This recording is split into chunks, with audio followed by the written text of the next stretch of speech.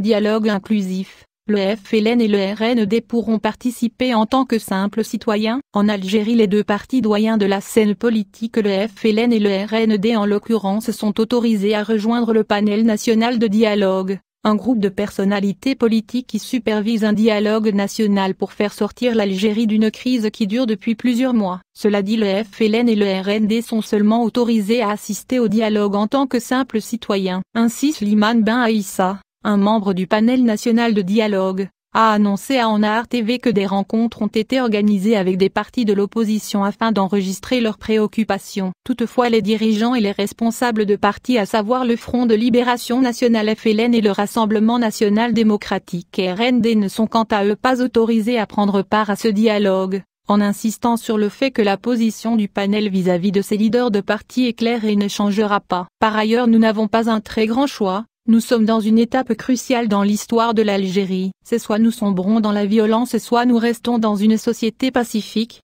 a déclaré Slimane Ben Aïssa. Il poursuit: cela serait dommage que la situation tourne mal, étant donné que le peuple algérien a donné une leçon de civisme et de pacifisme lors de ces 26 manifestations consécutives. Le panel de dialogue rencontrera des hommes d'affaires dans le cadre des rencontres programmées avec le panel présidé par Karim Younes. Celle des hommes d'affaires se tiendra bientôt. Saïda Negza, la PDG du groupe Soralcof et vice-présidente de la Confédération générale des entreprises algériennes, se réunira prochainement avec les organisations des chefs d'entreprise pour prendre note de leurs revendications politiques et pouvoir enfin les transmettre au panel national de dialogue. D'après le quotidien arabophone et Chorouk, 7 organisations patronales ont prévu de rejoindre le débat. Il s'agirait d'une organisation des industriels, celle des producteurs et celle des investisseurs. Tous tenteront de trouver un terrain d'entente sur la future ère politique, sociale et économique que le panel de dialogue prépare.